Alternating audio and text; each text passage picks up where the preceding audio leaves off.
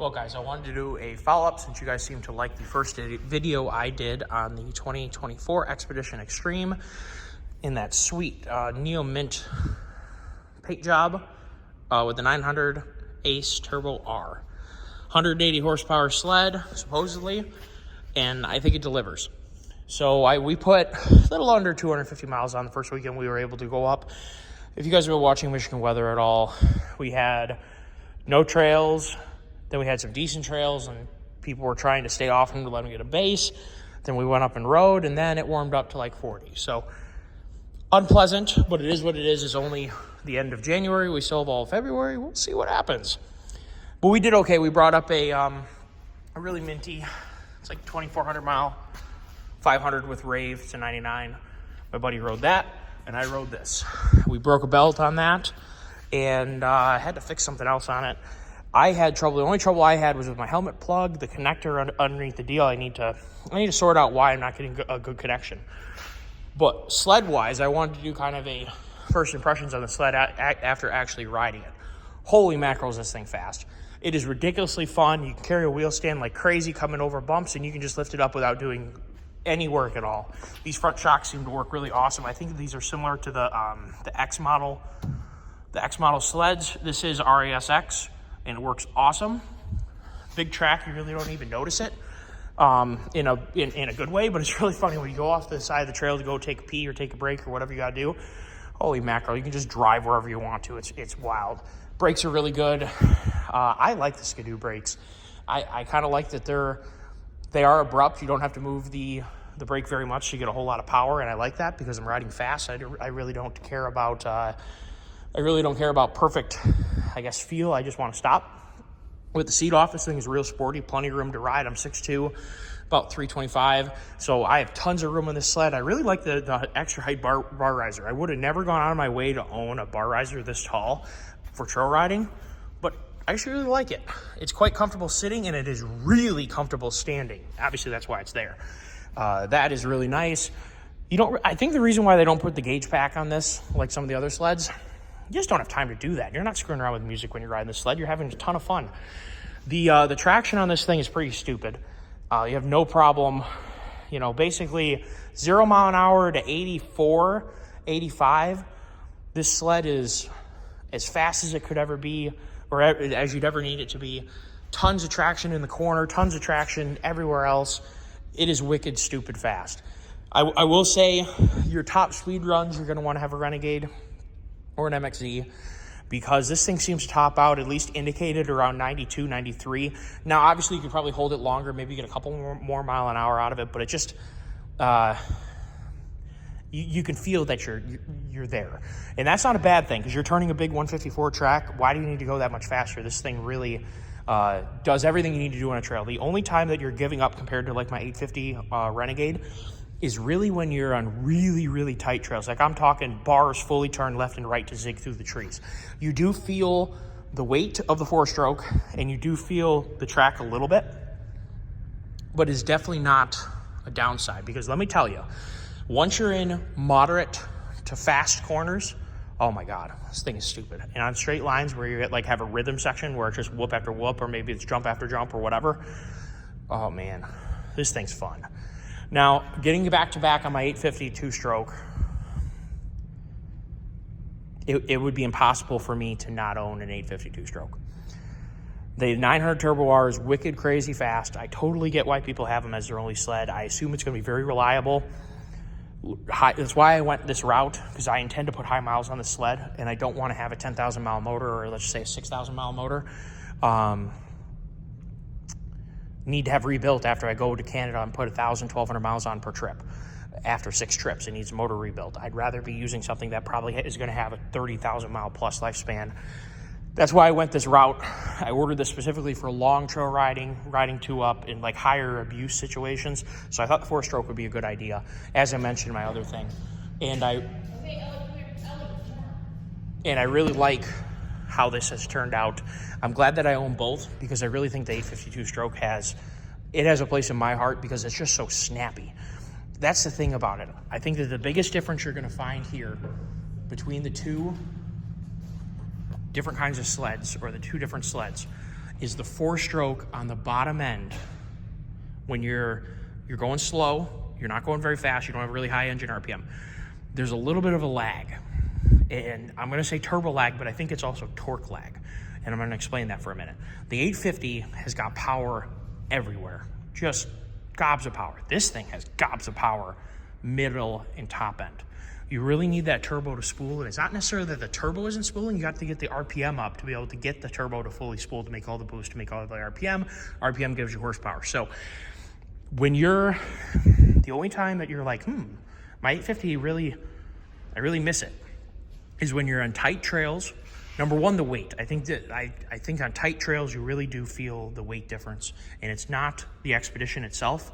It's really just the 4-stroke over the front end. I really don't notice the track almost ever, except for it's at really, really tight corners. But the low end in the low speed snappiness when you're going through the trees, if you're going down a really fun trail where you're on, off, on, off, on, off, the 850 is always there with what feels like maximum power all the time. Where this really shines when you can keep the RPMs up and you keep the speed up above about maybe 45. Above about 45, you're holding enough RPM that you're keeping the turbo spooled, and there just really isn't that much, I'm gonna say lag, but not that much torque lacking. We'll put it that way. This thing has gobs of torque to do work. I really like the 900 from the work perspective. You're gonna have no problem pulling any ice shanty you ever wanna pull or anything with this thing. It is ridiculous, or a truck out of the ditch.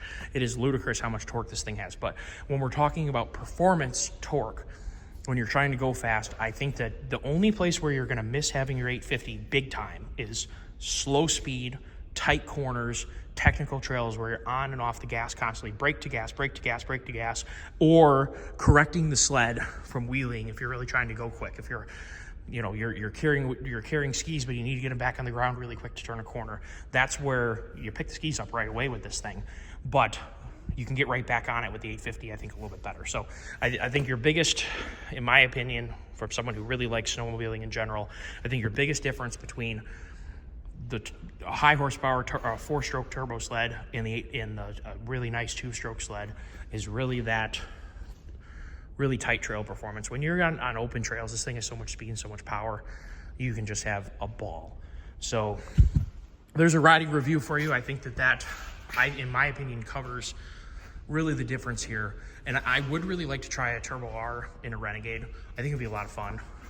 But I think that I wouldn't want to own 2 Renegades when I could definitely have a Renegade for the tight trails, the technical trails, the really going out and having a ball on the small trails, and then have this for big miles. And really there's no downside to doing tight trails, just that you can feel it more. I did notice my arms, I think my arms were tired after riding this over a shorter distance, but what it could have been too is it's impossible to ride the sled without wanting to carry the skis.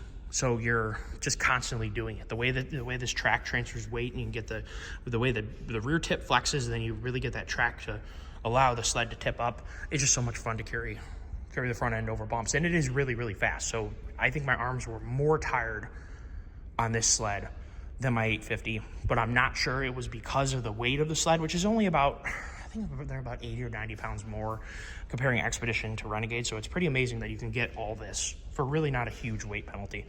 And I think 30 pounds of it alone is the motor. So yeah, I think that covers it. My only problem was the helmet plug. The clutching is phenomenal. Now, I think people like to have their crazy clutching with high RPM, this and that. This is super smooth engagement, but what it is smooth engagement, but firm engagement. When you engage the clutch, there's no slippiness. It's engaged and you're taking off. It's a really, really well clutched setup in my opinion. We'll see how reliable it is. I hope it's reliable. I turned up the lights big time so I could see at night. I think that's part of people's problems is they have their headlight pointed to the ground instead of pointed out. That I needed to do because it wasn't done at prep, so the headlights are turned up a long way so that they shine, instead of the beam is down, the beam is out, and so I can see a lot farther. That's a safety issue that, before maybe you could do 15, 20 miles an hour and really safely be able to see things ahead of you and have enough stopping distance. The track, one thing my buddy noticed when he was following me, first of all, it throws a lot of stuff. Second of all, it ate my rear flap unloading it from the trailer the first time.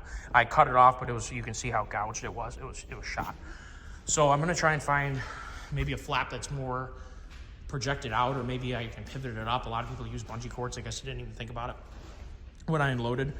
One thing my buddy noticed, because we were riding fairly aggressively, he said when I saw you back this thing into a corner, you didn't lock the track up as easy. And I think that that's one advantage of this big track, where it really is a handling advantage, is you can really get on the brakes really hard coming into a corner, and you're not locking the track up all the time. It really transfers a lot of your braking force right down to the ground, and it keeps the sled both in line, but I think also playful. It's really fun to slide it into a corner, but you're not really sliding. You're really at the edge of traction and going fast. So I do think you might have to work. Let's say you had somebody with you're on an expedition and you have another buddy who has a Renegade with the same motor. I think you're gonna have to work harder to keep up with your buddy, as long as your buddy can ride fast. If you two are at the same riding level, you're gonna have to work harder. You're gonna be more tired going as fast as him on this sled. And I don't think you're gonna have any trouble going as fast as your buddy, especially if you're not talking about a top speed run. But I think you definitely have to work a little harder on this sled. Evident in my hands, my lower arms, shoulders were a little more tired, and biceps, a little more tired riding the sled. But if you're a skilled rider, and perhaps the people you're riding with maybe aren't as skilled, but maybe they're on more trail-focused sleds, you're certainly not going to be the last guy in the group, I can tell you that right now. So if you need to have a good crossover, it really sounds like a lot of people use these as really crossover sleds. Like if you would buy, instead of buying a backcountry, or someone who would buy a Riot, or what the heck is the Polaris one. Oh wait, that is the Polaris one. Whatever. You know what I'm talking about. I guess I don't really follow their sleds too much. I have the Polaris one on the tip of my tongue.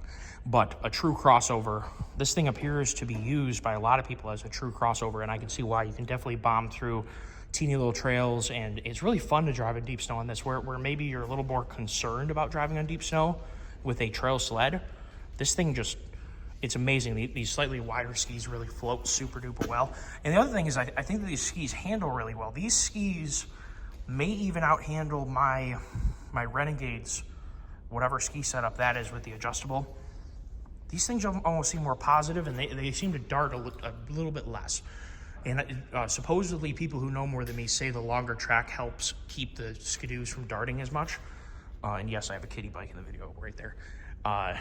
So I think they did a nice job, and I still think this is an awesome option for somebody who's looking for a quickly changeable two-seat, two-up capability, as well as a sled that really can perform as a crossover as well as a great trail sled. I really can't see any downsides right now, especially if you're willing to accept maybe working a little bit less hard and not trying to push yourself to ride as fast in really tight stuff, because you do have to muscle this thing a little bit more when you're on really tight corners.